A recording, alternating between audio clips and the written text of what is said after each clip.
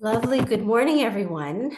I'd like to welcome you all today to this session on behalf of Inyathelo and in collaboration with the tax exempt unit at SARS to a session specifically for our nonprofits in the sector and those who serve the sectors on IT3D third-party reporting for 18A donation information.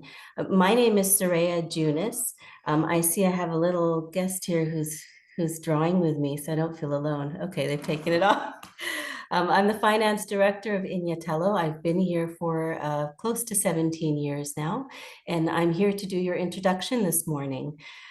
Section 18A and the new reporting requirements is a very important area of work for us, especially as we're facing challenges in the funding income streams for nonprofits. Some of you may remember about a year ago, we had a session in collaboration with SARS as well.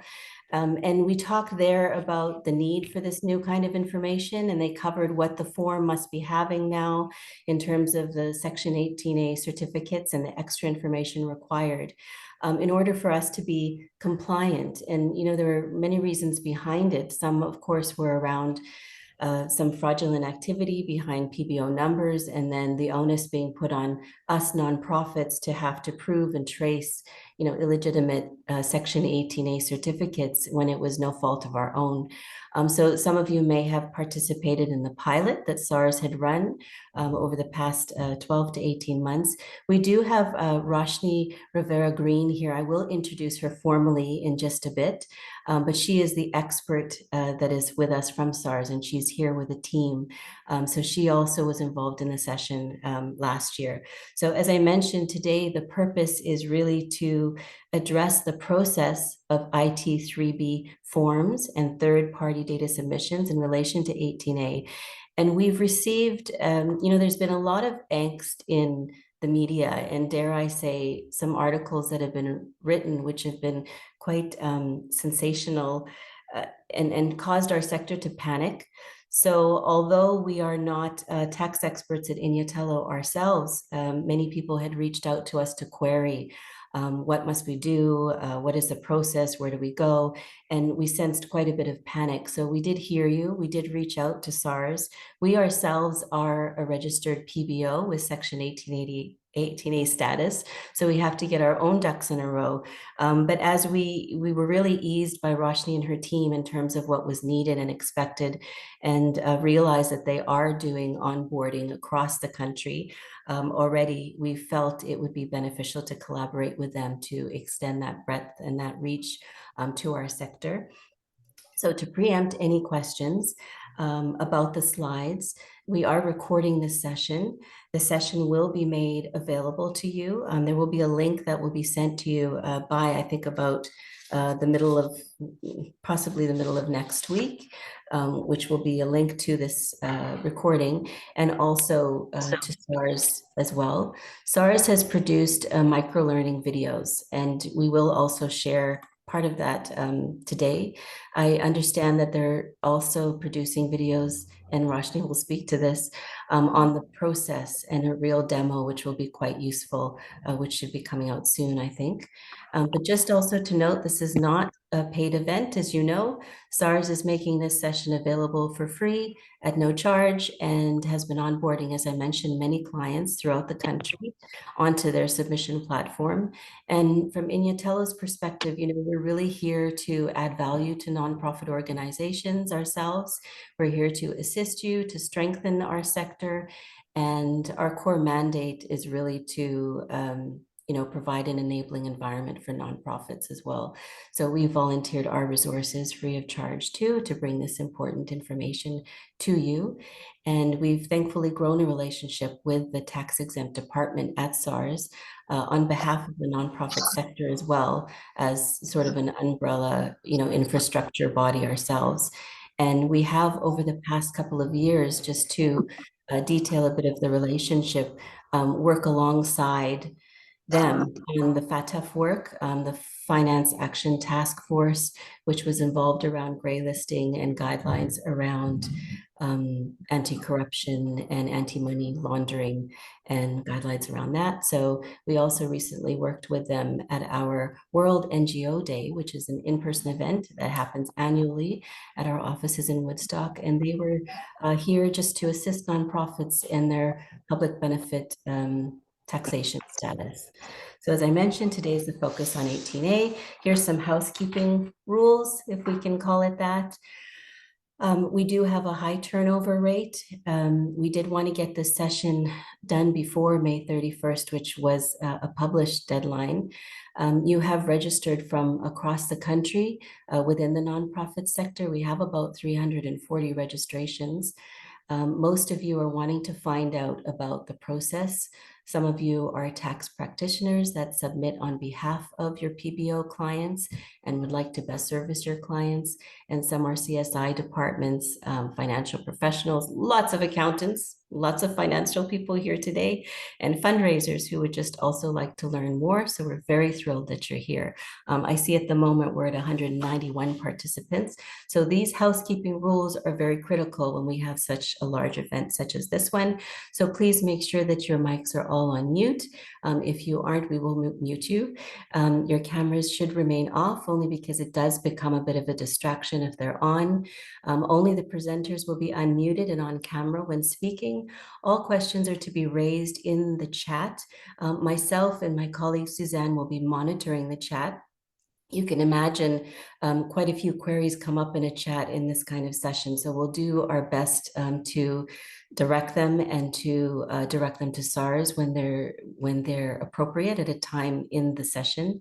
If we don't manage to answer all of them, I do believe that there'll also be a sort of a fact sheet or a fact presentation that will also be shared with you after the event. So please do make use of the chat. And also we've asked, there's my friend again who's doodling.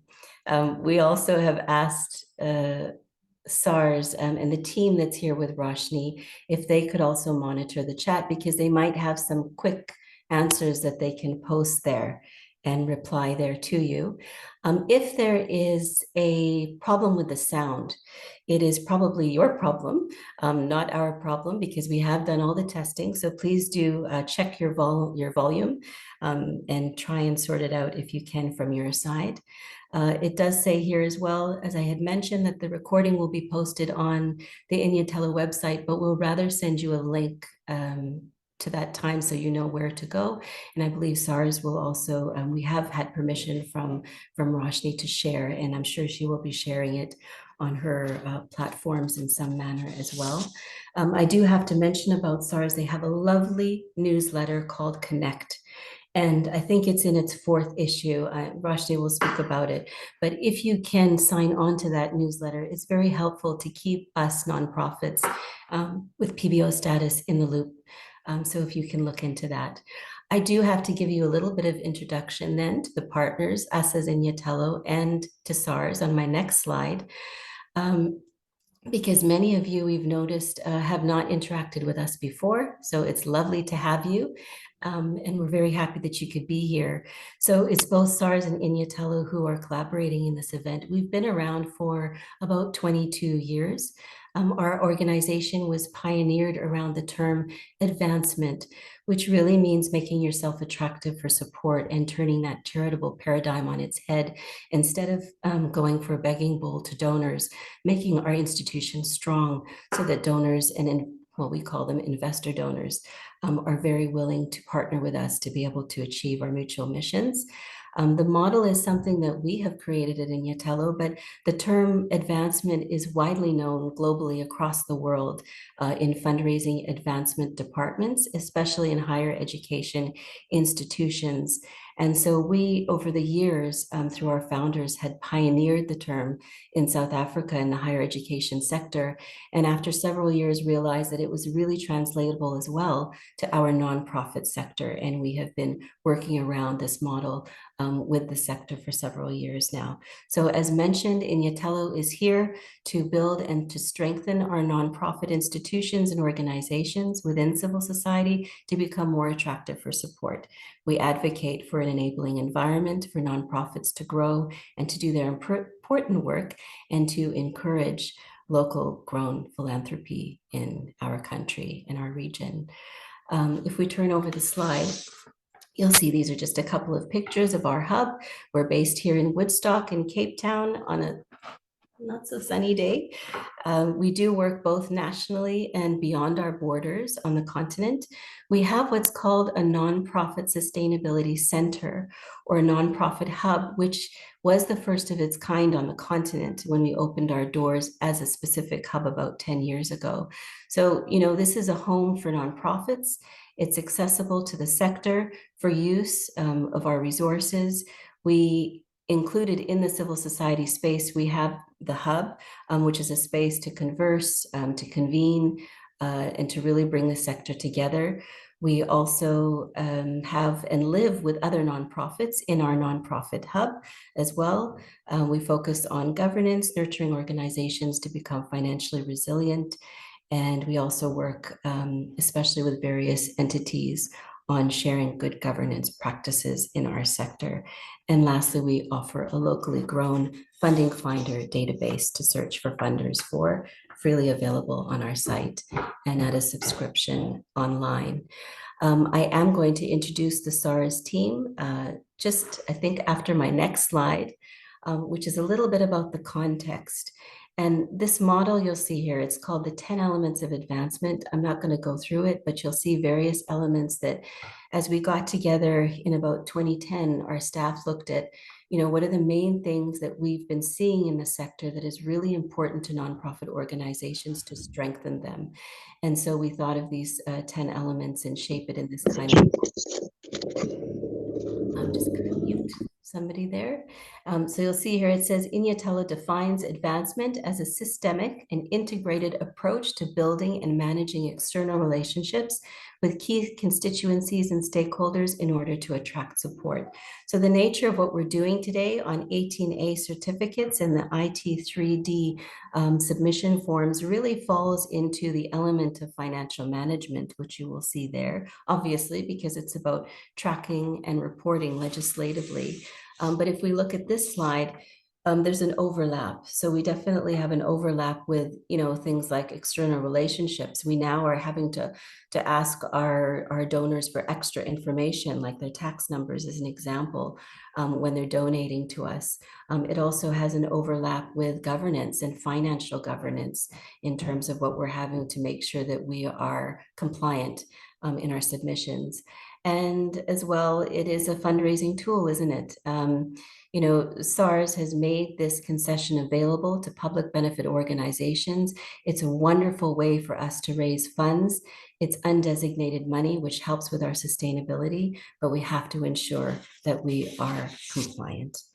If we look at the next slide, I just want to quickly show you the program today. So we're going to now move on to the 10:45 session, which is the introduction to the new requirements for the submission of Section 18A tax-deductible receipts. And then we will have a question and answer session. Roshni has mentioned that her technical team is here today, but they will be available in that question and answer session to really answer those technical issues that you may have, especially if you are a tax practitioner, in uploads with the two various ways that you can upload this kind of information. But hopefully if you do have quick queries in the chat, then they will be able to answer those too. So here we are. I would like Roshni to turn her camera on, please. And I'd like to introduce you to, I can say, the star of the show. She is an expert in this work. This is Roshni Rivera Green. She has been with SARS for almost 17 years. She has developed and honed her skills as a project manager, communications and stakeholder specialist. specialist in communicating and educating on complex tax concepts. She currently holds the role in the tax-exempt institutions, or what we call TEI, as a specialist in education and campaigns, where she's responsible for all internal and external stakeholder engagement, communications, and education. So I think it's fantastic that you're here, Roshni. We really thank you for being able to connect with the sector directly on this specific platform and to ease some of our wariness around our new looming deadline and the new information required. Over to you, Roshni. Thank you, Soraya and the Inyathelo team for having us here and for opening the doors so that we can engage the sector. So as Soraya said, I'm Roshni Rivera Green, and I've got two of my colleagues with me today. They won't be necessarily part of the presentation, but they will assist with answering some of the questions. They are part of the IT3D compliance team, as we call ourselves, and they are specialists when it comes to Section 18A. So then I'll go to my next slide. So the purpose of this presentation is to provide our taxpayers and stakeholders with the required information for the submission of IT3D. I'm just going to stop sharing, switch my camera off.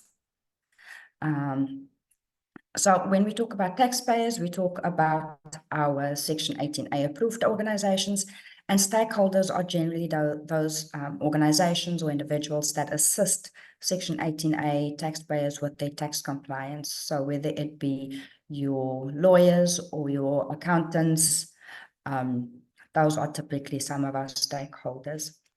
Then in terms of the content of the presentation, we will go through the background, give you some of our timelines, go through the onboarding process, the prerequisites, and the submission channels, and then lastly, the way forward. So if we look at the background, as Soraya mentioned, last year we issued Public Notice 3082, where we indicated the additional information required on your Section 18A tax-deductible receipt. After that, in June 2023, we issued Public Notice 3631, where we indicated that all Section 18A approved institutions are required to submit IT3D data to SARS. And in layman's terms, IT3D data is the Section 18A tax-deductible receipts that you as a Section 18A approved entity issues to your donors. We are still onboarding in preparation for the May implementation date. So if you are interested in being onboarded, please send an email to teisegment@sars.gov.za. If you attend the session, at the end, you can also make a note of what your preferred submission channel would be, and then just indicate that to us, and we can take you through that process. Please note, the 31 May date will not result in a penalty if you don't meet it. You will not be penalized if you have not submitted your data, apologies, by 31 May. So please, as Soraya said, there's been a lot of fear-mongering in the news. I've seen some of the articles that have been written, and I understand why the sector is unhappy, why you are scared, because of all the articles that are quoting wrong dates, quoting wrong submission channels and limits. So please, you're getting it from the horse's mouth, so to say. You will not be penalized if you have not submitted by 31 May. We understand that this is a big introduction for the sector. When we started this with the banks and the medical aids, 10 odd years ago, it also took them a while to get to where we are heading. So we know it's not an overnight thing. We know it's not going to be, a plug and play. There will be teething pains. There will be figuring out how to submit it. So please do not stress about the 31 May date. You will not be penalized. It will not impact on your compliance. So if, for example, you haven't submitted by 31 May, it's not going to show on your TCS that you are non-compliant. Okay, and I hope with that I have allayed a lot of fears. So if we go into our timelines, as previously mentioned, so we started with the early adopters trade testing in August. Some of them have started submitting their live data in September, but all approved Section 18A institutions are required to submit the IT3D data on 31 May. Again, you will not be penalized if you don't make that date. The period that data is supposed to be submitted for is for the year of assessment, starting 1 March 2023 and ending 29 February 2024. So your normal tax year, essentially. So that is the period. I know that some organizations have trusts and companies that donate to them. We know that a company's financial year does not necessarily go hand in hand with the tax year, so they will ask you for their donations when it's their year end. So that's not it's not the end of the world. You will then submit the specific receipts to them when they request it. And I'll get more into the submission processes when we get to the channels. But again, please do not stress about 31 May. I cannot stress it enough that you should not stress about 31 May. So if we go to my next slide, the onboarding process. And these are key. So the first thing, and I'll go into detail in each of these, is e-filing registration of your organization, your registered representative, and the activation of IT3D on e-filing.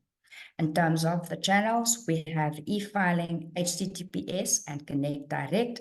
And with HTTPS and Connect Direct, there is a testing portion to it and an implementation portion to it.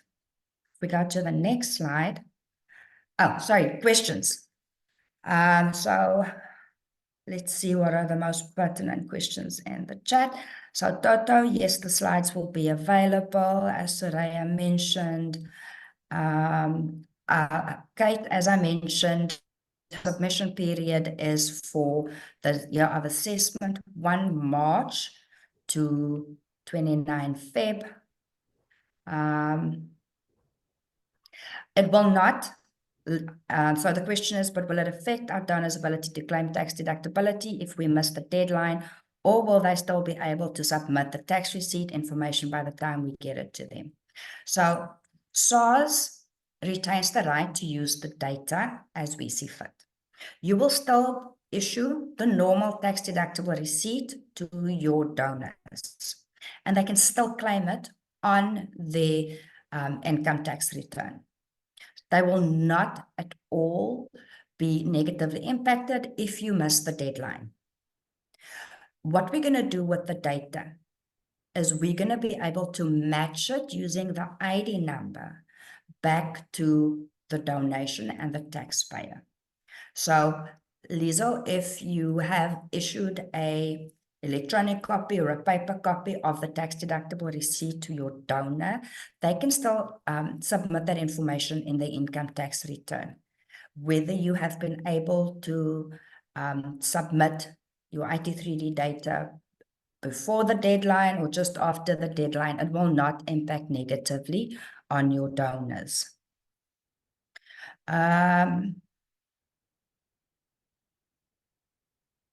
Guys, so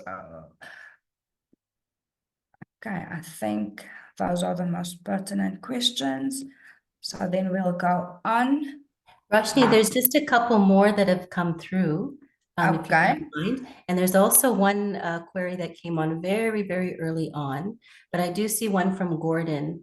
So that just to reconfirm that their financial year, if it's 1st of April to 31st of March, we will be required to submit 11 months from one financial year and 1 month from the next financial year. Yes. So remember, when it comes to IT3D, it is the year of assessment and Okay. not the organization's financial year. Hence, we say it's from 1 March 2023 to 29 February 2024. So essentially your tax year, if you look at it like that. And that's also the period that your medical aid will provide data for your, if you have a retirement annuity as an individual, those are the periods that IT3D data or IT3 data in general is supplied to SARS. Okay. There are many, many questions that are coming through. I'm not sure how you want to handle them, or if you want to leave them till the Uh, end. There are quite a few. I see there's one on the donor tax number. At this point, the donor's tax number is not mandatory. What is mandatory for an individual is their ID number. For a company, their company registration number or SIPC number, as they sometimes call it. And for a trust, it would be their trust deed number as issued by the Master of the High Court. With either of those three identifiers, we can match and link it back to the individual. So for example, I donate to Inyathelo, they've got my ID number. SARS can then match it back to my tax number, because remember, just like your ID number is yours for life, you have your tax number, and those two are linked. They essentially marry to each other. If there's three things in life that are permanent, it is death, taxes, and change. And your ID number in South Africa's case as well. Okay, we'll get to the linking of the IT3D to your e-filing profile, Vanessa. Okay, if your donor wants to remain anonymous, that is within their right. They don't then have to provide you with any of their information. However, should they want a tax-deductible receipt, they need to provide you with the information. It is legislation. You are welcome to share the public notice that I've mentioned with them. So they can't veto it. They have to provide the information if they want a tax-deductible receipt and if they want to claim it as part of the personal or corporate income tax. So if you have a request after 31 May, I will deal with that as part of the next couple of slides, and the submission channels.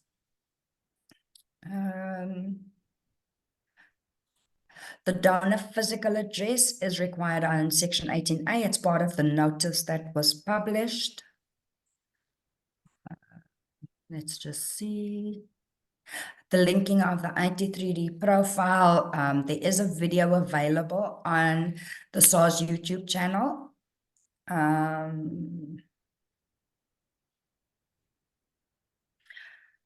Unfortunately, colored, sorry, SARS does not recommend software providers.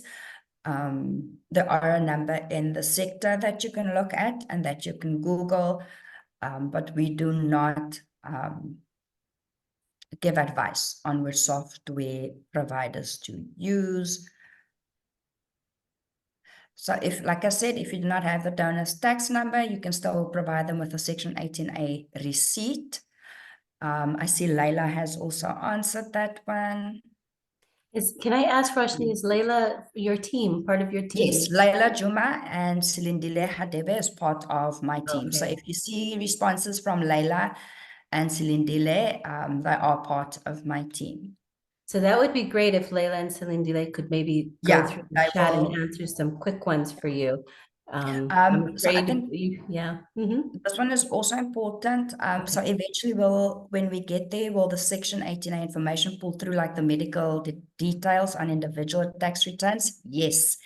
That is ultimately the thinking and the idea, that just like your medical aid and all those data is pre-populated, we hope that in a year or two, we will be in such a position that we can pre-pop that data on your donors' returns. And that is why we are walking this journey with the sector. It's not a sprint. It is not a race. It's a journey that we are taking with the sector. Okay. Leila and Slee will answer some of the other questions. In the meantime, can we continue? Jocelyn, thank you. So as I mentioned, there are some prerequisites. Number one is e-filing registration. So in order for your entity, your Section 18A approved entity, to submit its IT3D data to SARS, you need to be registered on e-filing. This is the first step. Whether you are going to use one of the other channels to submit your data, e-filing registration is key. If you have a tax practitioner, they will have, theoretically, they would have registered you already on e-filing and linked your organization's profile to them.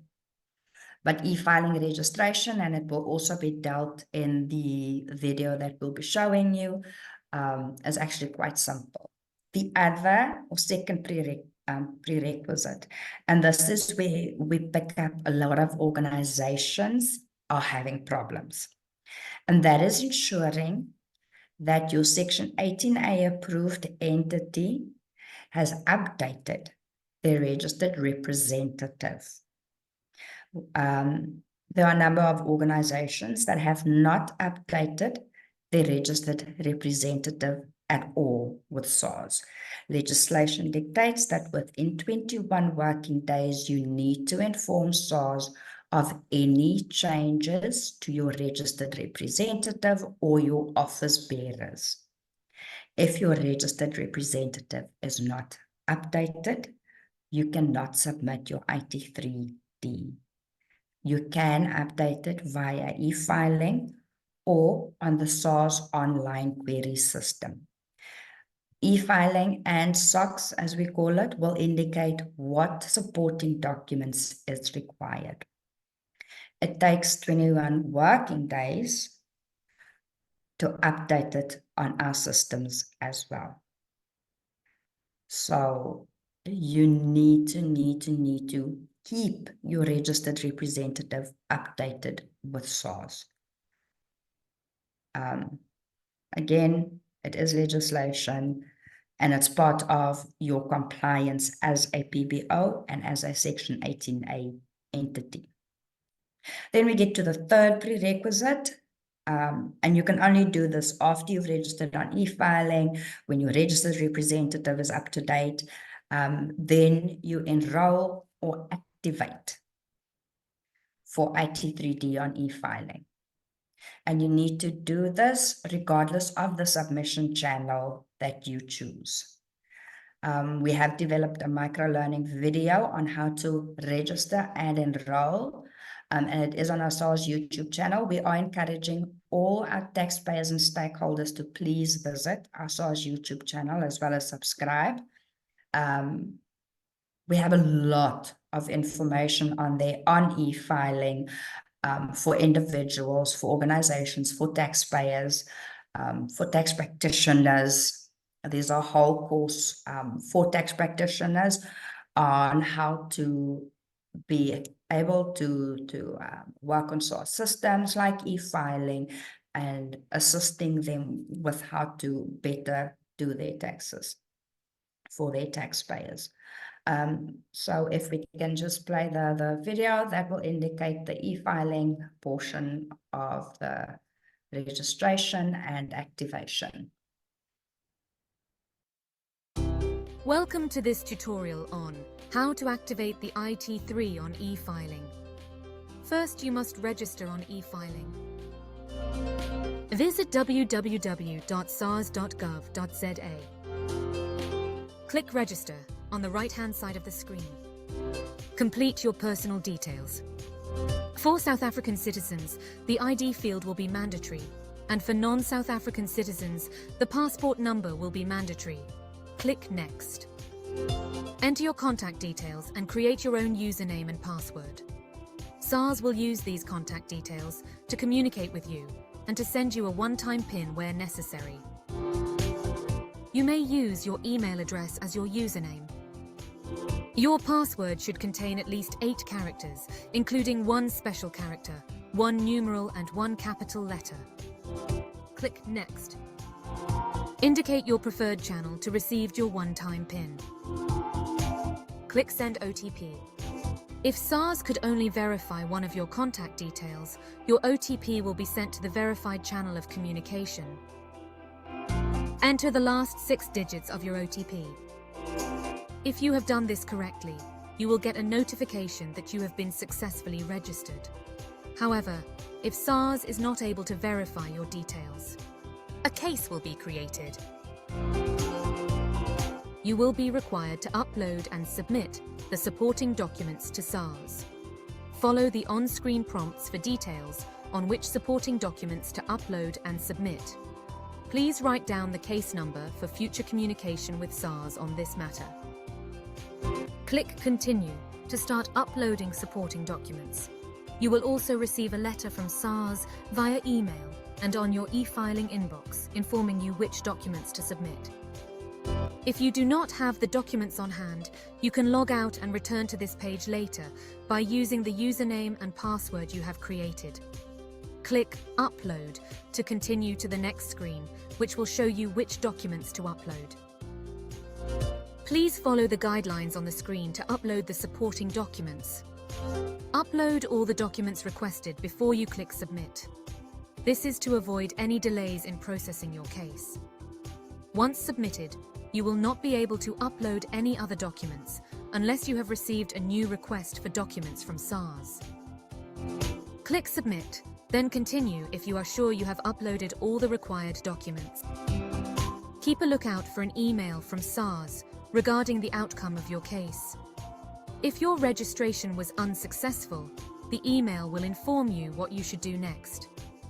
If successful, the email will inform you that your registration has been successful. You can then log in with the details you have captured during the registration process. Congratulations, you are now a registered e-filer. Now that you have successfully registered on e-filing, the next step is to create a profile and activate your IT3. Log into your e-filing profile using your username and password. Your e-filing dashboard will open. The first step is to add the organization portfolio, where you will be able to add your legal entity by clicking My Profile. Click Portfolio Management on the left-hand side menu, then click Add Portfolio. Capture the portfolio name. Select Organization on the drop-down menu and click Add Portfolio. Your portfolio has been successfully added. Now that you have successfully added an organization portfolio, you will be able to add your entity. Click on the ellipses or the 3 dots to choose which portfolio you would like to set as a default portfolio. A default portfolio is the one whose content is accessible upon login. Click Go to Portfolio. Click Organization on the top navigation tab. Click on Organization on the left navigation tab. Click Register New on the left navigation panel. If you are the registered representative of the legal entity you want to add, click here to choose the entity and follow the steps as required. If you are not the registered representative of the entity, your entity details will not appear here, and you will get an error message. Therefore, you will have to complete the entity details manually, starting with selecting the entity type. Capture the registered name, the registration number as per the type of entity chosen, and the tax reference number. Then click Add Taxpayer. Select System Default to add the newly added entity in a user group where you have user rights. If you don't select this option, you will not access all the functionalities relating to this profile. Click Continue to proceed. You will be presented with the summary of the information you captured. Click Manage Tax Types to proceed to activate the IT3.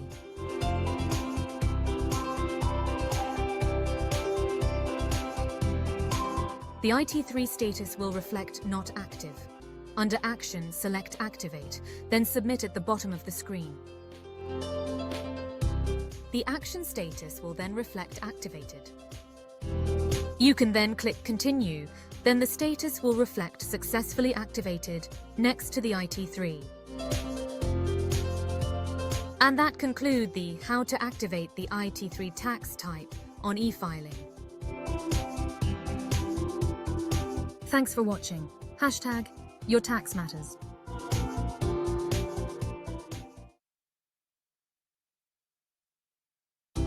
Welcome.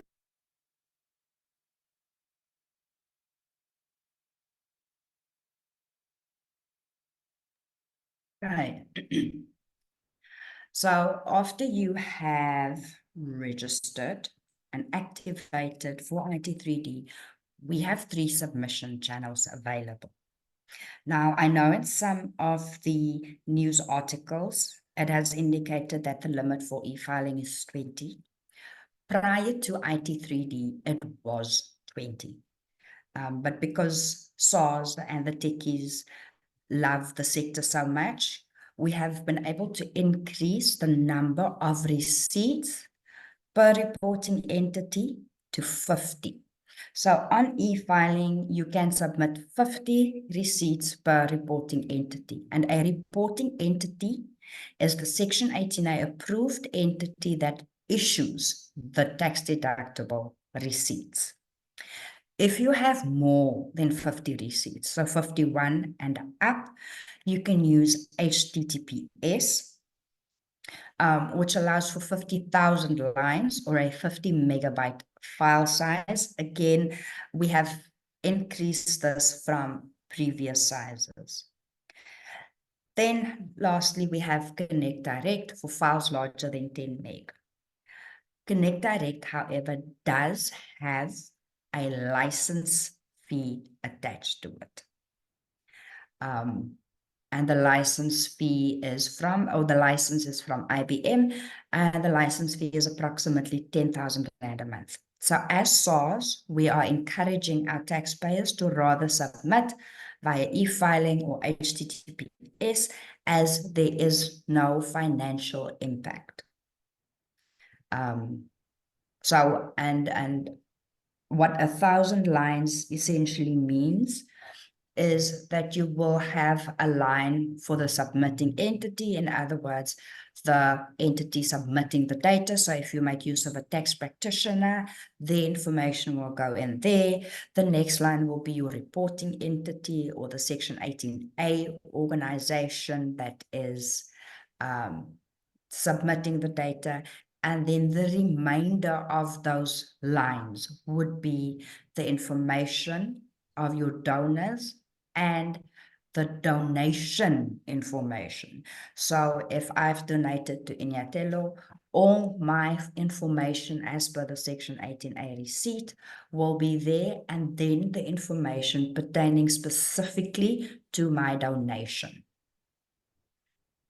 And that's why we say up to 50,000 lines. Okay. Roshni, Yes. just on what you've covered here, there's just a few clarifications that people are wondering about. When you say 50,000 lines, does that mean that one line is one tax certificate? Yes. So before you get to the tax certificate, the first line is the information on what we call the submitting entity. The submitting entity is the organization that is submitting the information or the IT3D to SARS. So the submitting entity can either be a tax practitioner that's doing it on your behalf, or if you find a IT service provider that will be submitting on your behalf, or as an organization, you can submit for yourself. Then there is the reporting entity. Now, the reporting entity is the Section 18A approved organization. So let's say Inyathelo makes use of Leila's tax practitioners, and Leila will be submitting on behalf of Inyathelo. Leila will be the submitting entity. Inyathelo would be the reporting entity. So those are the first two lines. Then from line 3, it would be the first donor certificate information. So it would be my contact details, my address, all of the Section 18 information on the donor, as well as the donation. So was it a cash donation? Was it an in-kind? What was the amount? And that's what we mean when we refer to lines. Oh, okay. So it's not necessarily within those 50,000 lines are also information, right? It's not Yes. 50,000 It's donations. essentially the information on the Section 18A tax-deductible receipt. Okay. And just, Roshni, I'm just looking at some of the questions because just from a PBO or an NPO perspective as well, there's a question about some people don't even know what an HTTPS is. What is Connect Direct as an example? Some non-techie questions, just in layman's terms. So HTTPS stands for Hypertext Transfer Protocol, and the S means that it's a secure line. So in order to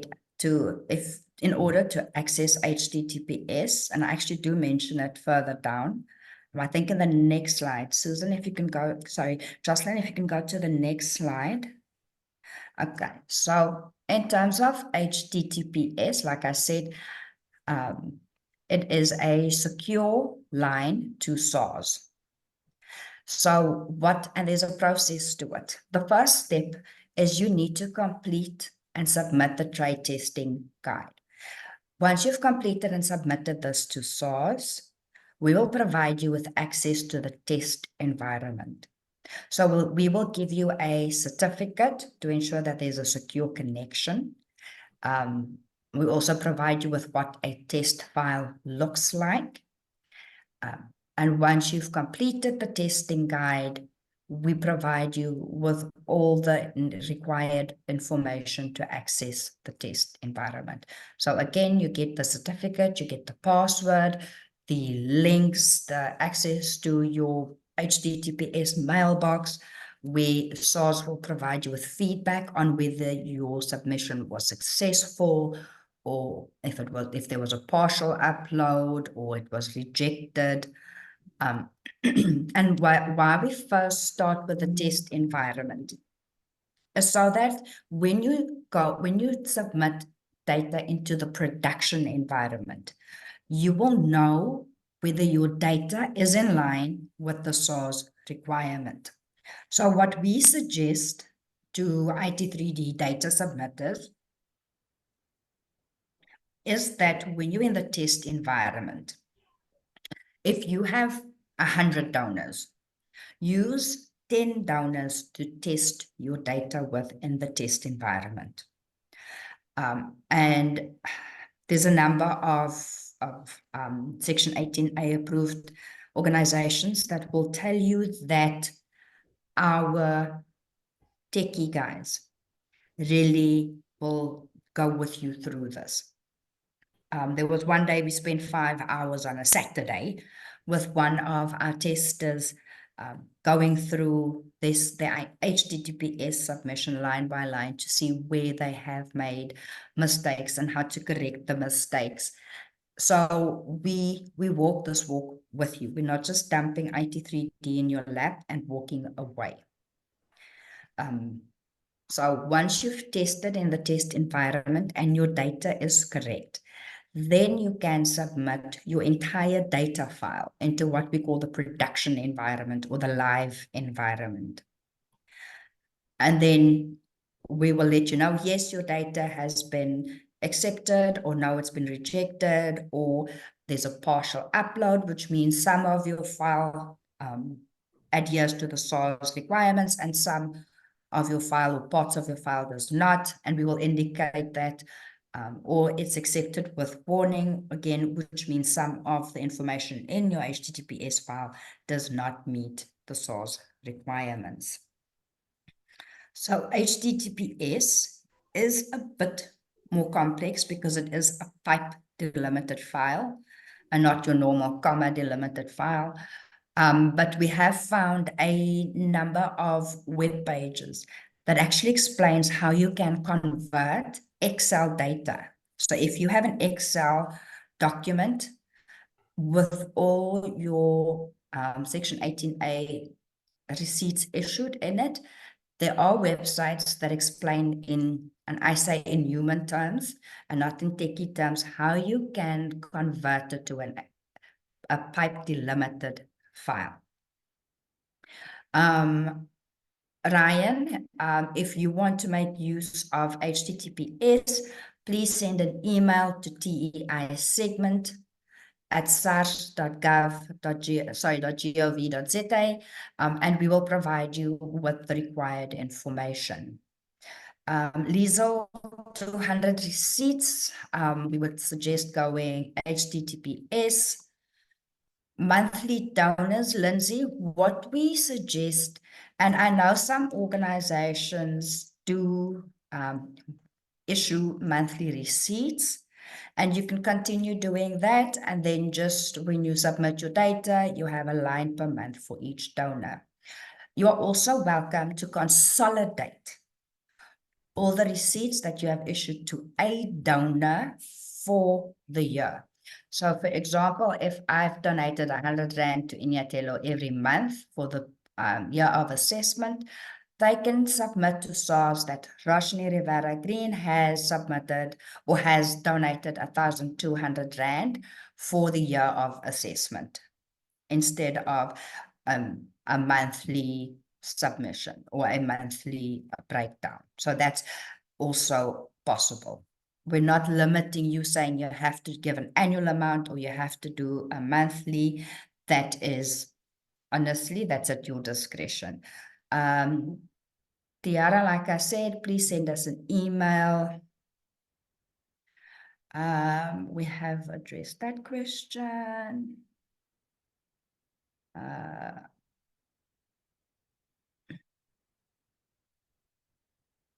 Okay, so, and in terms of the upload, again, it's for HTTPS, it's a pipe delimited file, so not a PDF. On e-filing, there's a different way of doing it if you're following the e-filing route.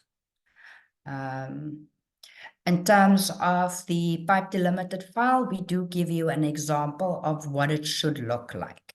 Again, there are websites, and there's also a YouTube video that I found that shows you how to convert your Excel file to a pipe delimited file. Walid, we've answered your question. Again, colleagues and attendees, please feel free to email us if you have any issues. Roshni, I know that you're reserving about a half an hour to answer questions, so maybe that might help you, because I know you're going to share a sort of template or an example, right? Which might help the Yes. users as well. Yeah. And then one person was also asking like for a template or a CSV format to populate just so they get an Yes. idea. But I wanted to ask you just one question before you continue, because it's quite intriguing as well, even to us at Inyathelo as a PBO. There was a mention that, as nonprofits, we don't issue 18A certificates to everyone, only to certain organizations. Some have a minimum limit, others don't even ask for them. But it seems here, are we needing to record and put in the system all donations or only 18A certificate donations? So if you have issued a Section 18A, that's the information we want. If you have not, so let's say, for example, you have 10 donors, and 4 of the donors have indicated that they want to remain anonymous and they will not be requesting a Section 18A receipt. So you only issue 6 out of the 10.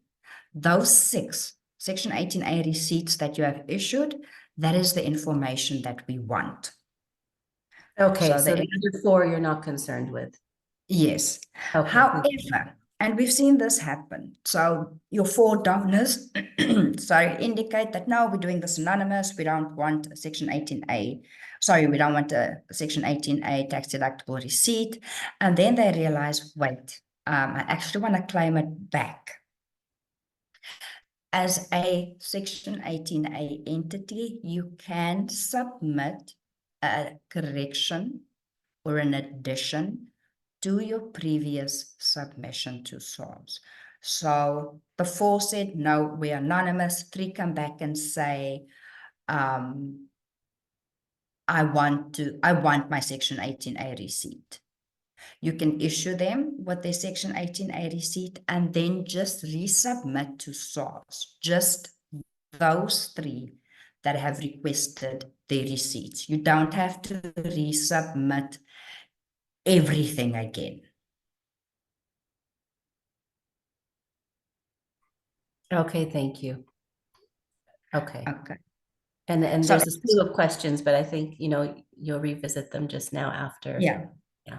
So and I think this is part of the confusion, is how many times can I submit my IT3D data to SARS? If there are any additions or changes to your data, you can submit that to SARS. So if you make a submission on let's say the 31st of May, and a donor comes and says, you know what, I actually want my Section 18A receipt, you can submit that amendment to SARS. Think of it similar to your income tax return. So if you make changes in your income tax return, you forgot to include the out-of-pocket on your medical aid, you can request a correction and then add that information in. So it's similar with your IT3D, where if there are errors or new taxpayers want to claim, you can submit that data to SARS. I'm hoping that's clear for everybody.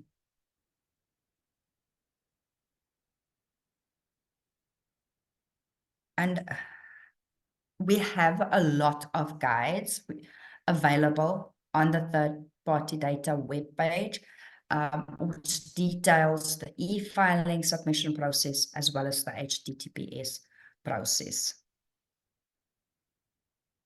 Also, even if your organization has not issued any Section 18A receipts, we need a null declaration. So let's say you have a corporate company that donates to your organization, but they do not want a Section 18A receipt. And all your other donors want to remain anonymous. So as an organization, you have received donations, but none of your donors want Section 18A receipts. You will then submit a null declaration. So you have to declare that no, we have not issued any certificates. What we have discovered is there are some naughty people that will use Section 18A entities' PBO numbers to claim fraudulent Section 18A receipts.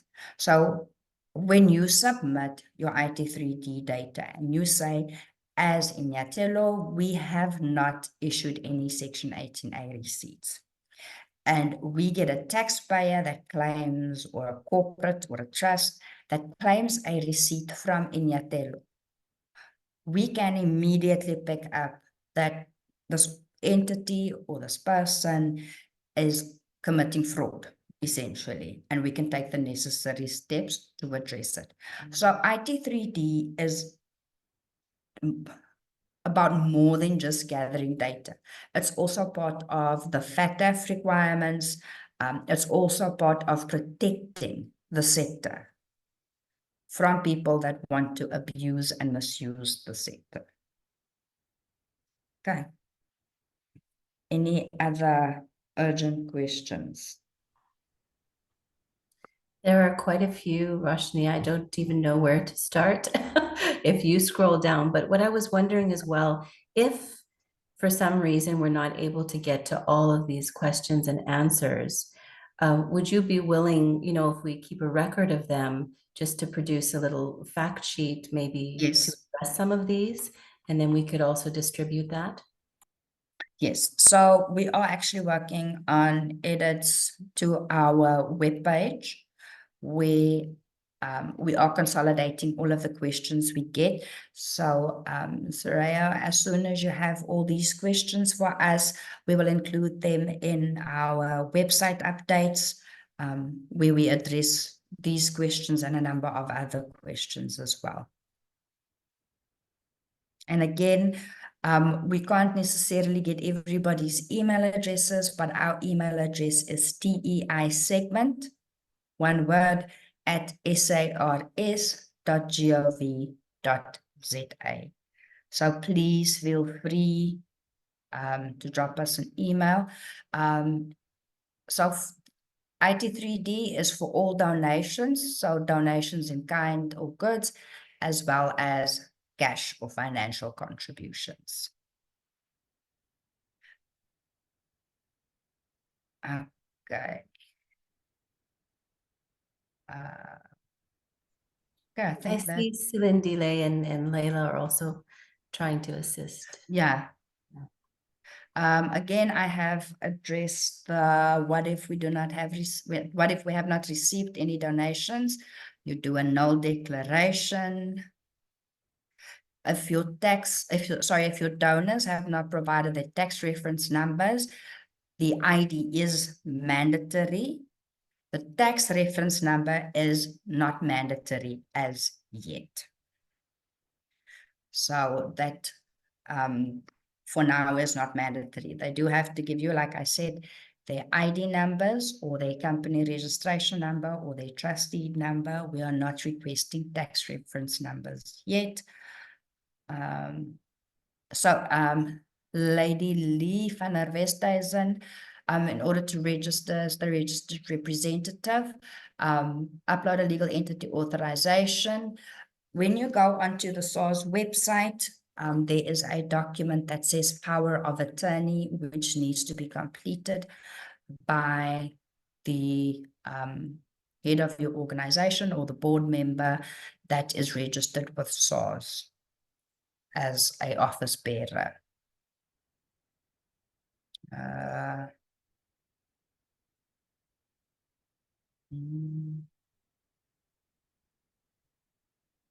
Okay, Should so 18A, oh, sorry, I'm just reading. cover it. Should 18A certificates be dated 29th of Feb, or can they be dated now, for example, for the last tax year?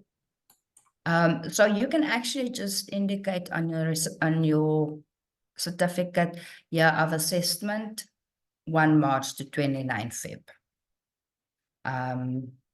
I know one of the organizations I donate to, they tend to on their certificate indicate monthly donations and then give the annual total at the end of the certificate, just for ease of reference.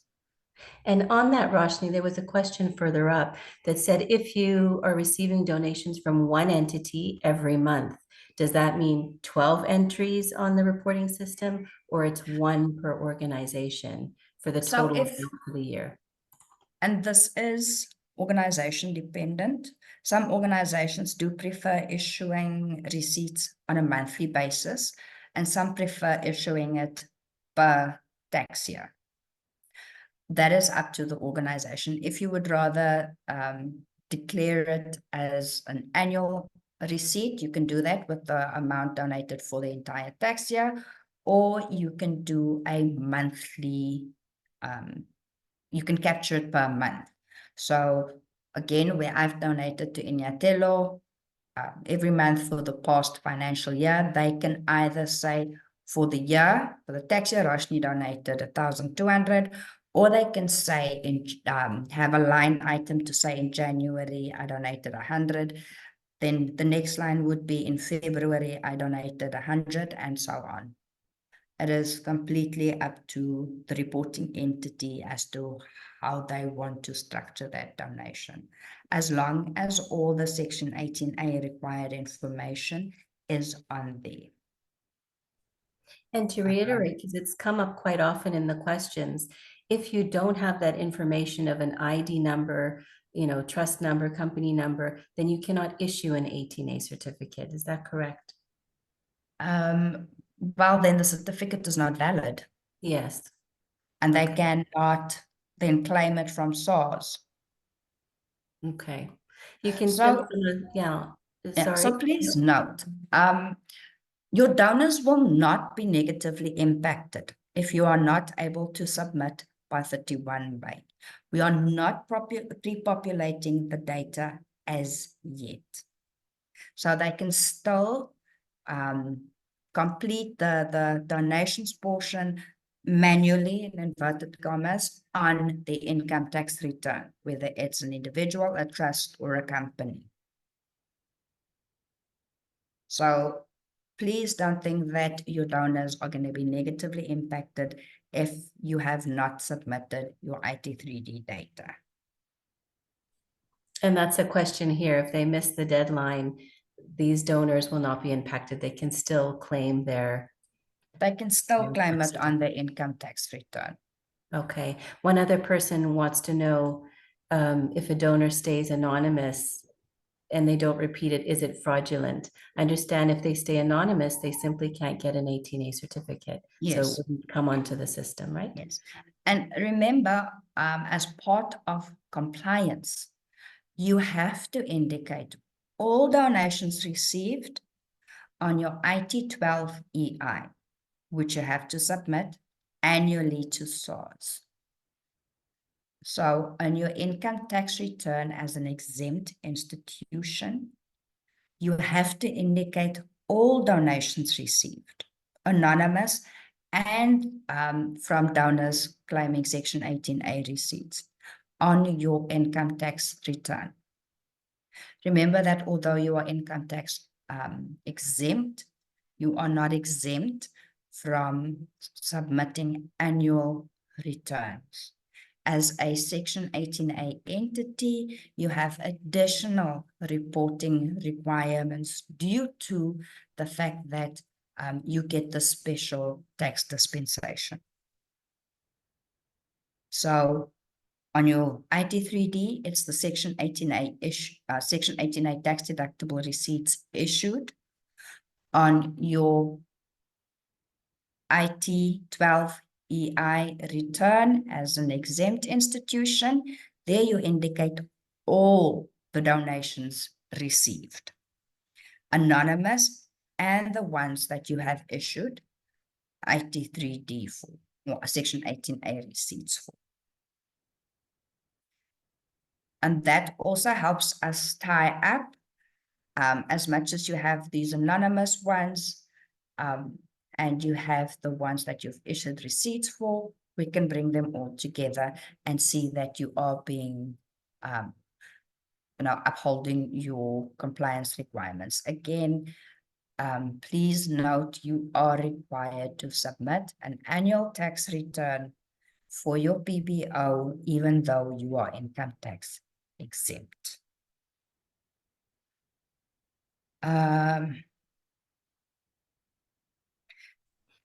If you miss the 31 May deadline, you can continue submitting if you're doing it via e-filing or testing in HTTPS and then submitting your data to the production environment.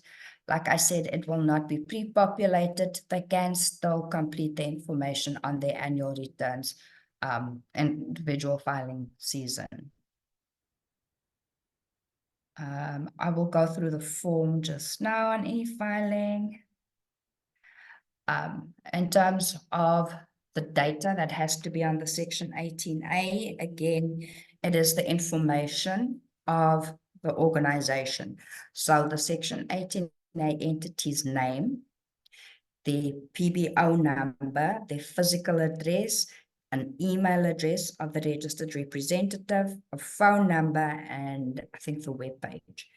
For the donor, it is their name, surname, physical address, contact number, ID number, or SIPC number or trustee number, depending on the legal entity type.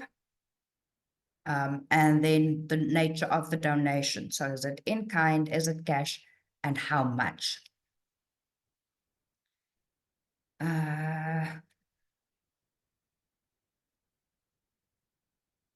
Okay.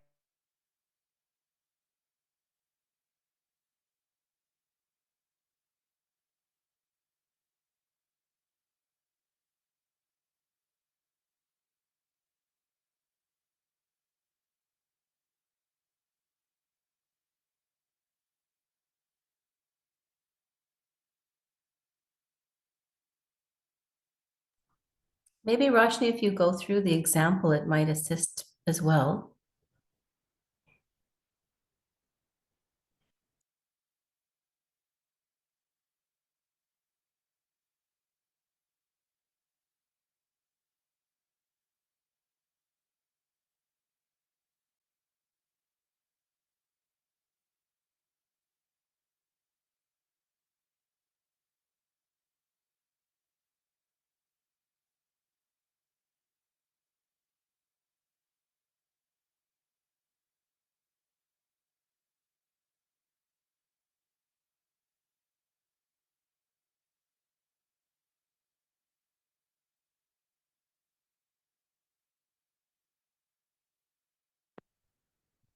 Hi, everyone. Just letting you know, we're just trying to reconnect Rashni quickly to the call.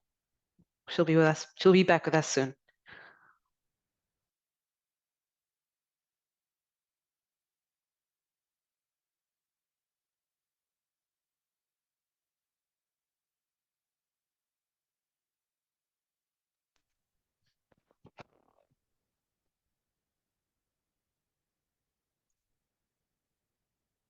Apologies, everyone. We just seeing to a technical problem with Roshni's sound. We'll be right back.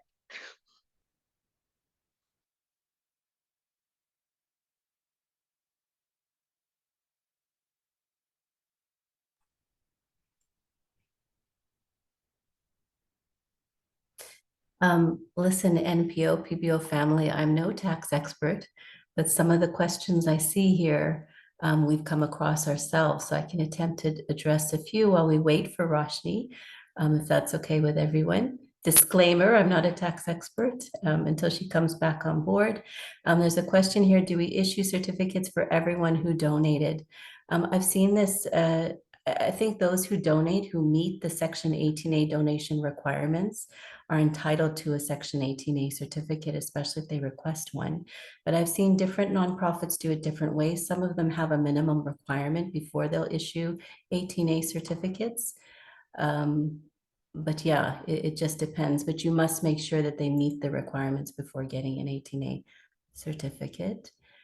What do we have here? Okay, some of them I'm not going to answer because I'm not the tax expert. Does the disclosure include donations in kind? This is a whole other session, right? What qualifies for an 18A certificate? You can issue 18A certificates for donations in kind. However, there is a whole list of considerations on what kind of donation in kind that is. For example, if you receive consultancy services by an accountant, you cannot issue an 18A certificate for in-kind services that way. But there's a list of what applies and what you can and cannot issue a certificate for. Donor does not get a second, can they still claim it on their income tax? No, they cannot claim it on their income tax. You require a Section 18A to be able to claim.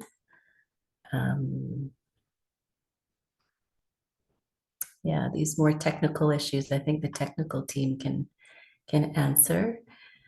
Yes, donate a reflective bank account, two-stage process. Someone please send a list. Okay. Donors required after protection has been submitted to this new system. Okay, I'll let them answer those. Donations received from overseas, do we also declare this?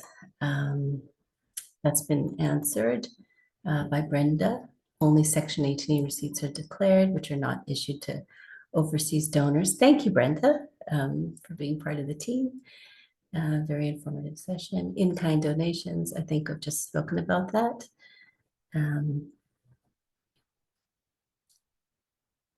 Submit this information with our submissions. Okay, I think we'll wait for Rashi to come back on that. Is she here yet? I am back. Oh, I've taken over your job there, Rashni. Sorry. Tried to cover myself. Thank you. You're quite knowledgeable. Okay, Hans, I see you've asked if you have a PBO letter. What does the Section 18A certificate look like? So, first you register for income tax. That is the starting point in your SARS journey for everybody, including PBOs. Once you have registered as a taxpayer, then you apply for public benefit organization status. You can, at the same time, also apply for Section 18A. However, Section 18A does not cover the same categories as PBO. So if you want to know the PBO categories, it is contained in Part 1 of the 9th schedule. So there you can see exactly what kind of activities will qualify you for PBO. Part 2 of the 9th schedule indicates what activities you should be providing to qualify for Section 18A status. If you have not applied as a Section 18A entity and you qualify based on your activities, you can apply at a later stage for Section 18A. The certificate details is on the SARS website. So if you go onto the SARS website, you will see there's a link to tax-exempt institutions. If you click on that, we have information on there on what the information is that needs to be contained on the Section 18A receipt. Included and excluded donations, that is contained in the Act, but we will also include that as an FAQ. I just want to see. Lady Lee, yes, the power of attorney is the special power of attorney document that must be signed. PBOs. Dusani, I'm not sure if you are referring to with getting 3 PBOs registered. Are you specifically referring to e-filing registration or registering as an income taxpayer and then application as a PBO? We just need clarity then on that one. Okay. Okay, so a PBO is a public benefit organization, and a PBO provides public benefit activities to the broader public. So it is not limited, it is for the broader public. So in order to get them registered as PBOs, you need to submit the application form, which is the EI1 and the EI2, completed with all the required supporting documents to teu@sars.gov.za. For in-kind donations, please, yes. If you have issued Section 18A receipts for in-kind donations, this should be part of your IT3D submission to SARS.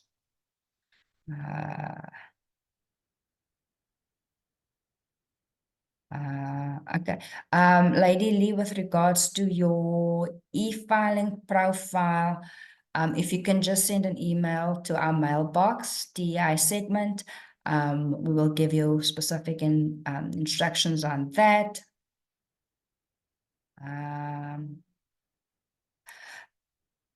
Tasani, just on your question, please note it takes 57 working days for an application to be finalized. Again, please send us the case numbers as well as when you submitted the application so we can look into it. Get an e-filing profile. Okay, I think that one has disappeared.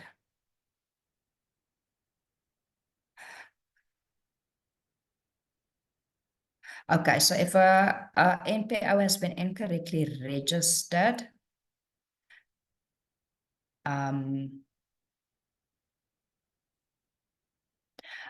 he has to, and Laila and Slee, correct me if I'm wrong here, he has to send in the amended memorandum of, well, his founding document to indicate what their activities are, so that it can be changed with SARS. But please, Western Cape Forum for Intellectual Disability, please send us an email so we can further assist or provide them with our email address. Okay, can we continue? Let's continue, please. So we're gonna go through the e-filing submission channel. So you can now see this is after you have registered for e-filing and you are now ready to submit your data. The first step would be to go to third-party data and where you can submit your data. Then you're going to have your certificate details and your reporting entity details. If you can go to the next slide. So in terms of your certificate details, you will then select IT3D as well as how many certificates you have issued. Again, the submitting entity, so this can be your tax practitioner or you as the organization, the contact person of the submitting entity and their postal address. Then IT3D reporting entity. So this is your organization, the one that issues the Section 18A receipts. This will be your unique number provided by SARS. You will then choose the nature of your organization. So whether it's a trust, a nonprofit company, or a voluntary association, association of persons, you will indicate that in that drop-down box. Then your organization's name, your registered name. If you have a different trading number and your registration number. So if you are an NPC, you would put your NPC number in there.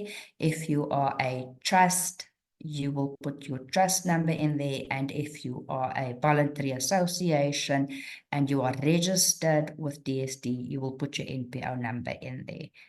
If we can go to the next one. And this is still on the reporting entity.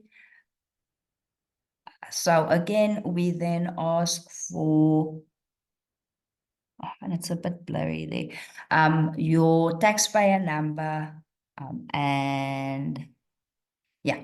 So under the reporting entity, it would be all the information of the reporting entity.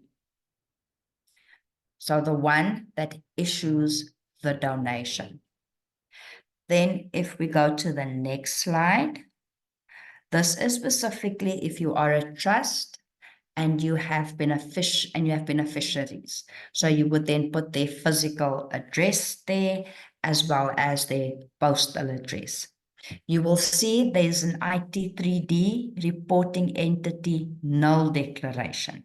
That is if you have not issued any Section 18A receipts. Once you've completed all the beneficiary information, you will then IT3D donor entity. The next slide, please. So the donor entity is the person that you have issued the receipt to, their address, their details, physical details, and here you'll see again IT3D reporting entity null declaration. So again, if you have not issued any Section 18A receipts for the reporting period and as a reporting entity, then you will indicate yes. If you have issued Section 18A receipts, you will indicate no. Then we go into further detail with the donor entity, and here we indicate the donor entity's information. So you'll see donor surname or registered name, donor name, their initials, their trading name if they are a company. If it's an individual, you will indicate whether it's a ID, a subsidiary registration number, or a trust number, their date of birth, donor income tax reference number. Again, this is not mandatory. Their contact email, a cell phone number, and the donor certificate number. Now remember, as part of your Section 18A receipt or certificate, each receipt has to have a unique number.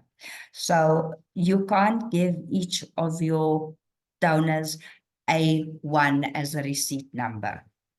They have to have a unique receipt number.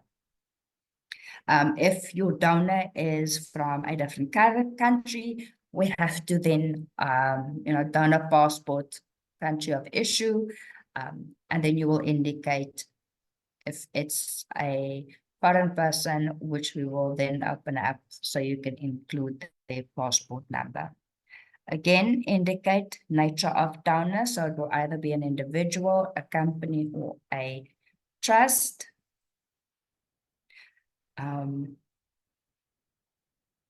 And then their donor number. So usually from the receipts I get, the Section 18A receipts, they give a unique donor number to me, which is not necessarily my, what do they call it? My invoice or my certificate number. It can be the same, but in most instances, it's two different numbers. So your certificate number could be RG1, but my donor number is RJ1, which is different ways of using my various initials. Okay, if we go to the next one. Sorry, Roshni. Oh, Yes. sorry, you're on address here, because one person had a concern. They issued several tax certificates without an address when the Gazette had not mentioned it was needed, I think. So are those invalid? But you're requiring an address of the donor here. Yes. So We does do. that render those certificates invalid if they didn't have an address on it? Yes. So if you go read the public notice, it's essentially, it says, in order for your certificate to be valid, it needs to have certain fields completed. If those fields are not completed, it is an invalid certificate.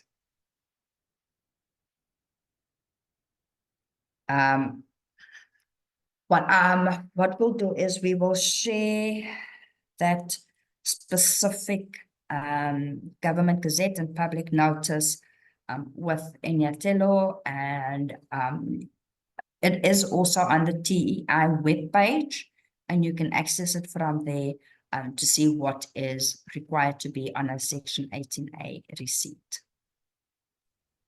Technical question, is there a limit on digits for the receipt number? And Uh, is there an option to import information on here? No, there's no limit on the receipt number or yeah, there's no limit. There's no limit. So beneficiaries in this case is specifically for trusts. A voluntary association wouldn't have beneficiaries. There's no digit limit. Okay, I just want to see previous period, but we haven't done tax certificate numbers. Yes, ideally, if your Section 18A receipt does not adhere to the public notice, then it does not contain all the data that is required for the IT3D submission. So you need to then ensure that, first of all, it meets the Section 18A criteria, and then you will be able to submit IT3D, because all the information that is on your Section 18A receipt is the information that you will submit to SARS. And that's why we issued the Section 18A enhanced reporting notice first, and then the IT3D. And must this form be done manually, or is there a way to import the information onto here? Look, I think most organizations either use Word or Excel. On e-filing, you essentially capture each receipt individually. So for example, like I've shown now donor entity, you will capture for each receipt, the donor entity and the donation record. So if you issue 12 receipts, you will then have 12 donor entities and their matching donation record. If you issue only 2, you will only have 2 donor entities and their matching donation record.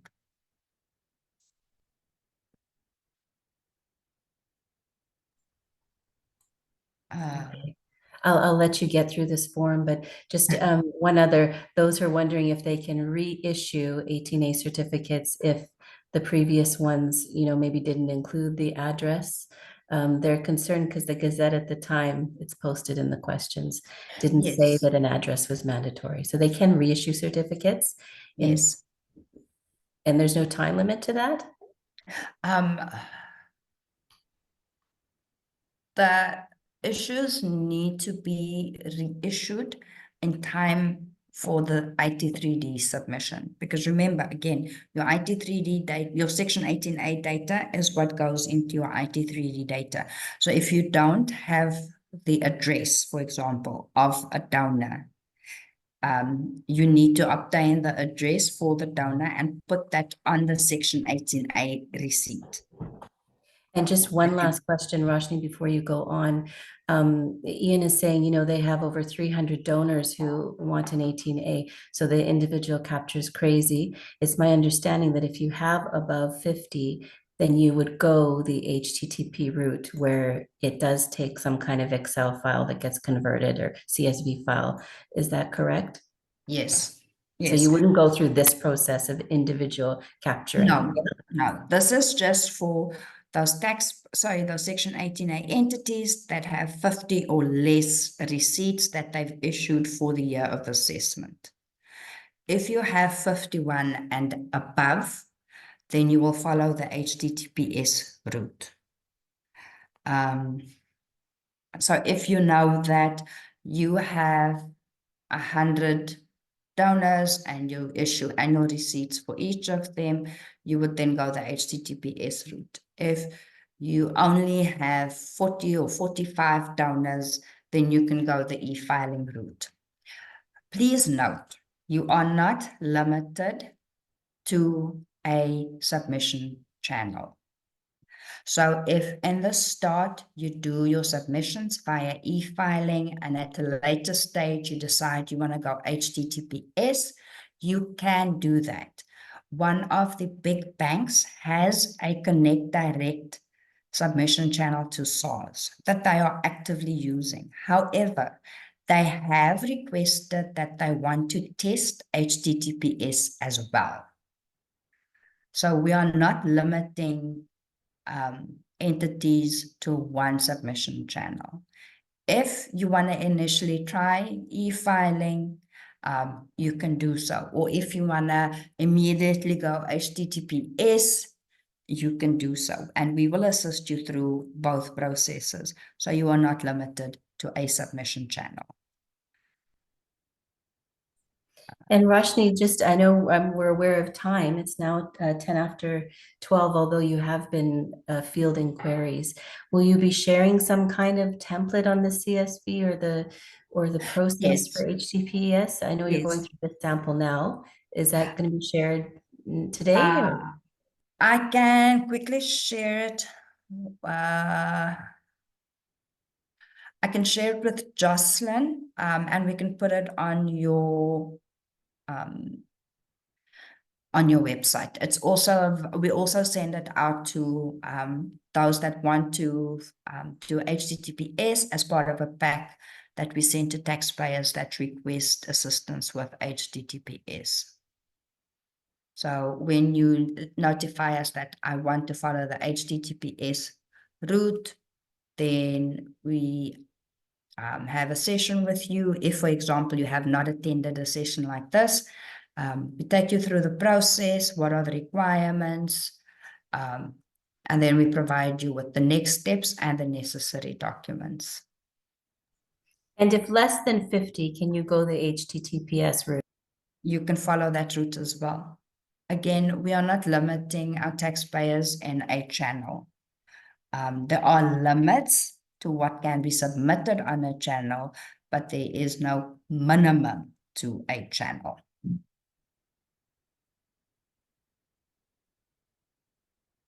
And attendees, if you do have any queries, please send it to tei@sars.gov.za. I see Eric has logged on. So for the technical questions, in terms of HTTPS, please post them in the chat. He is our third-party data specialist. I think Derek is also here, and he is the knowledgeable gentleman who wrote the business requirement specification document for e-filing. Well, sorry, for IT3D. I think those are all the questions. Jocelyn, if you can just go to the next slide.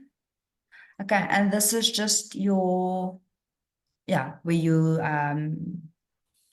what's this?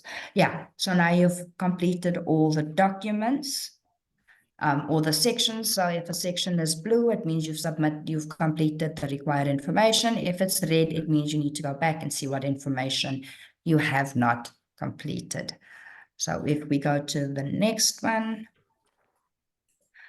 this is your declaration to say that the above mentioned are true declaration of the actions that I have done, or the certificates that I've issued, similar to how you declare on your income tax, your personal income tax, at the end to say this is a true reflection of my income and expenditure as an individual for the past financial year or tax year. So once you've done that, you have submitted your information to SARS on e-filing. Next slide. Okay, again, just the declaration where you indicate that you have submitted, and then the financial summary of the total donations for the financial year. So in other words, all the total of all the Section 18A receipts that you have issued, you indicate an IT3D financial summary. Okay, next one. Okay, so then the way forward, Like we've shown you, there is a video on the activation or registration and activation for IT3D. We are in the process of doing the e-filing and HTTPS videos. And those videos will specifically focus on how to do your submission via e-filing, as well as how to do your submission via HTTPS. If you want to be onboarded or need assistance with HTTPS, or you are having errors with e-filing, again, please send an email to teisegment@sars.gov.za, and we will assist you and point you in the right direction. We will also, if you are deciding to go HTTPS route, we will also provide you with an example of what the file would look like. Okay.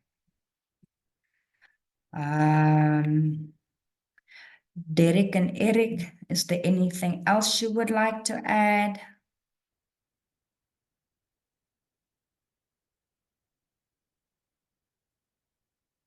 Afternoon, everyone. None from my side, but I just wanted to add on the receipt number.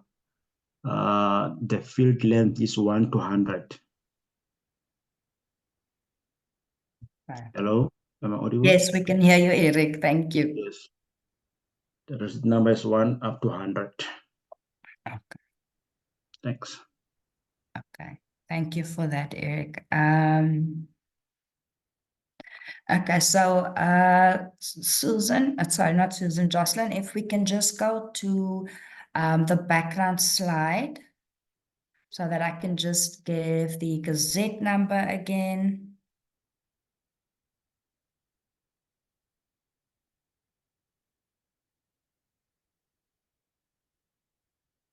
Slide that one.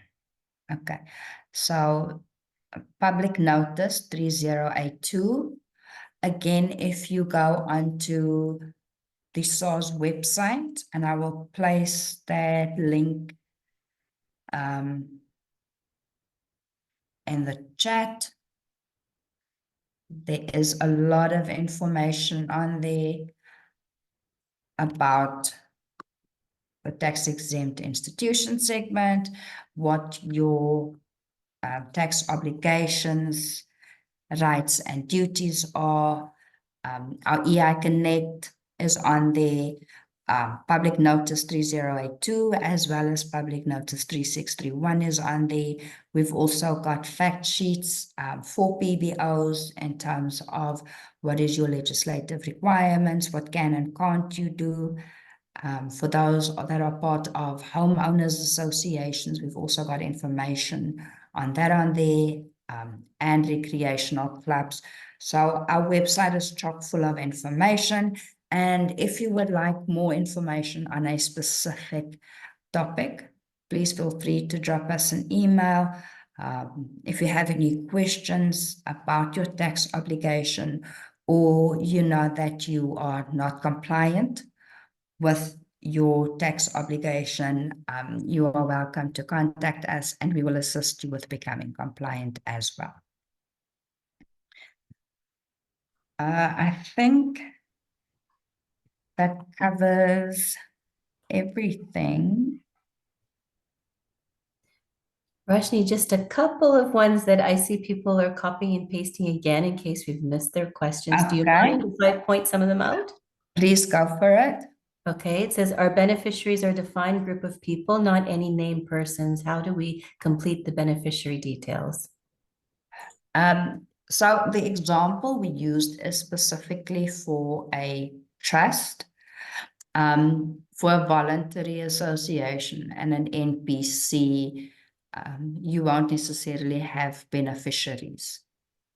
So, because as a PBO, your activities should be available to the broader public.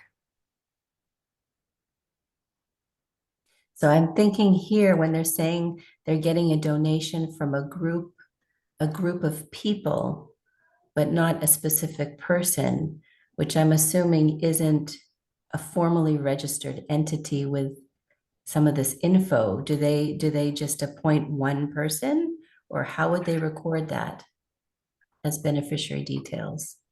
Yeah. Or you wouldn't issue an 18A certificate? No, you would, right? To an individual.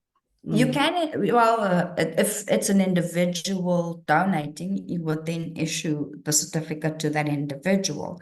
But as a group, a unorganized group, to call it like that, I have to admit it's the first time that I've heard that, and essentially about association of persons, but they don't have a formal constitution. If the poster of that question can maybe just send us an email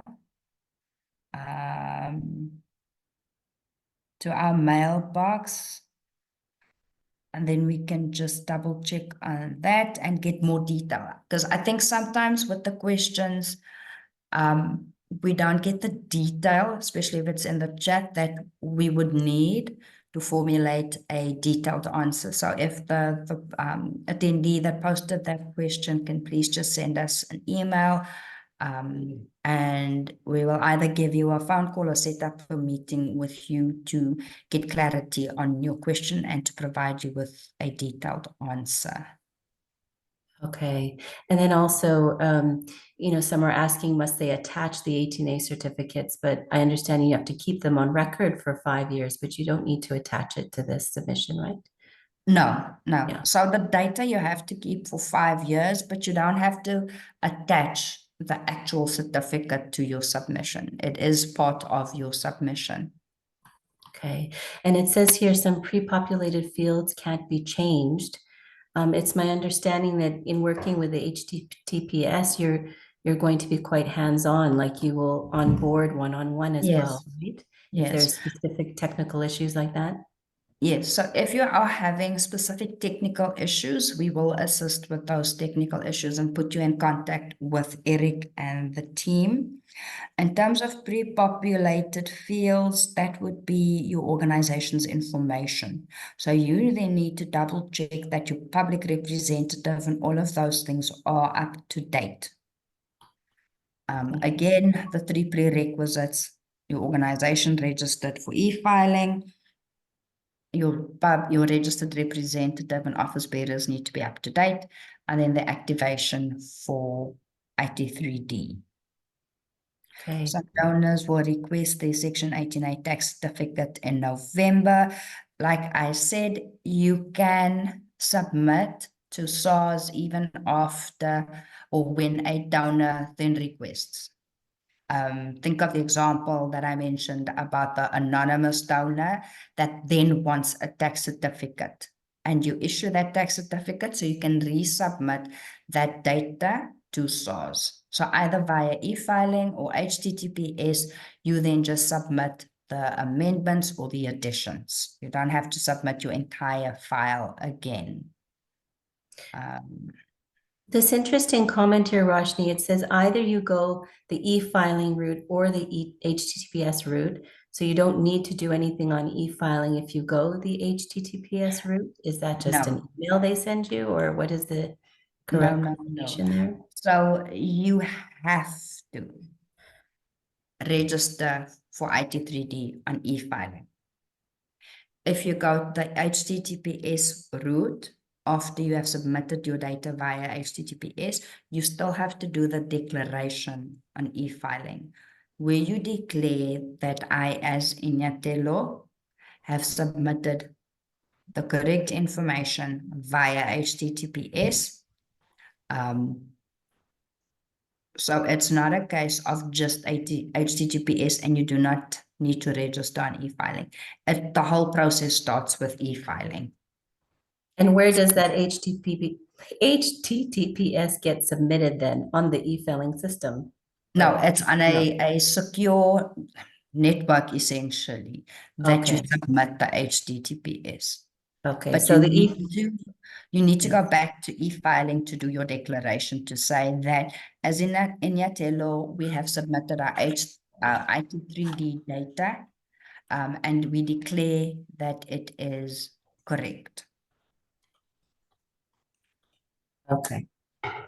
And And then I think we've got about 7 minutes, maybe another minute or two if there's any other questions. Gordon, can you please send us a detailed email on your question? I'm not 100% sure I know what you mean. If a group of partners donates, for example, like a group of lawyers. So would it be a donation in kind or in cash? And are they donating as the firm, the legal firm, or as individuals? So there's various ways of looking at this. So if you can just drop us an email so that we can get in contact with you just to assist you. Dennis, your trust query, if you can also just drop us an email with that so we can give you a detailed answer. Another important question for our PBOs, Roshni, these community organizations who don't have technical capabilities of submitting online, is there an option to approach SARS to do this submission? You can, and I'm not sure, Eric, correct me if I'm wrong here. There are in certain branches, there are kiosks where you can go on to e-filing. So if you go on to e-filing at the kiosk, it will have the same functionality as you sitting at home with a PC or a laptop and doing this. From what I remember, it's not yet available on our mobile channels. So there is kiosks available. And then they're asking, once they do submit the HTTPS, you've said to go on e-filing and declare. How do you declare that is the question. So, and that's I think the second last slide before the way forward, you say that I, as Inyathelo, declare that the information contained in the file I submitted is correct, and then you indicate the total. So this one, the IT302, that's your declaration. Your tax practitioner details, your IT3D financial details, and your declaration that says that all the information that you have provided via HTTPS or e-filing is correct, and that you have the necessary records, the records should you be audited. So that's what the declaration means. If you go one slide down, Jocelyn, you'll see there that you also again say it's for for IT3D, and then you give the total amount of donations here. And this amount should match with your HTTPS amounts in total. So if all the Section 18A receipts issued are calculated, it should equal this amount, and this amount should be the same if it's equaled in your IT3D submission. Roshni, thank you. Oh, sorry, did you have something to say? Yeah, I see Kate has posted the returns mentioned in the above table. So Kate, those are for the biannual submissions. Certain organizations submit twice a year. Because we love the sector so much, we have said for the first year or so, and we can change this, you only have to submit once a year. So for now, it's a once a year submission. We do reserve the right to change this in future to twice a year submissions. Roshni, thank you. I think we do have to close the questions down. It is 12:27, just to respect everybody's time as well. Jocelyn, could you put the thank you slide up? There are, I feel bad because there's a couple of questions like, how do we get the HTTPS? I think you said you need to request it from SARS. Where do I find the IT302? Should the ITTPS be in a certain format? I know we need to shut these questions down. But I think what we can sort of promise to do is to send you the link to the recording. We have kept a record of some of these pertinent questions. Roshni, maybe maybe if you're willing, like you had mentioned, you could address some of them. But I really, I think all of us on this call really want to thank you. It's, as you mentioned, it's nothing like hearing it from the horse's mouth. The two big takeaways for me as a nonprofit PBO is that we will not be penalized if we submit after May 31st, that this is a new process for us and we're all getting on board with it, and that our donors will also be able to still claim their 18A tax certificates. I think that's a big plus for us. I do want to apologize if we didn't get to answer all of your questions. I think we did the best that we could in the 2 hours. I would like to thank Roshni. You've been incredible. Thank you so much for your generosity in spreading this word and educating us about this new process. And also your team there, Layla and Silindile, who did pop in and answer as many questions as they could. Thank you so much. I think for the sector in our institutions and those who serve the sector, it's been very beneficial. We did try to pitch it at all different levels, from those who haven't even applied for e-filing to those tax practitioners who live and breathe this every day, but are maybe doing this for the first time as a process. I'd also like to thank our team at Inyathelo. There's a lot of silent work going through in the background. Very gracious in how they deal with these webinars. Jocelyn, Cassandra, Rachel, Suzanne, and Jock and Bayenda, who's helped us on the technical side, and our acting executive director, Ferial Domingo. Lastly, I'd like to thank all of you today. Thank you for the work that you do. We don't say that enough, to respect each other in the missions you're carrying out. Thank you for strengthening our democracy, and especially ensuring that your organizations are compliant. We have been presenting to you from Woodstock today in Cape Town. Roshni made it to our premises today, so we're very happy to see her warm body here with us. Hopefully we'll look at some questions that had come up in the future, and perhaps see how we can work together again in helping to bring this information to you. And lastly, again, thank you for all the important work you do. And you are the glue that keeps our democracy going, in the heartbeat of our country. And we wish you a pleasant day and a pleasant week, and go well. Thank you.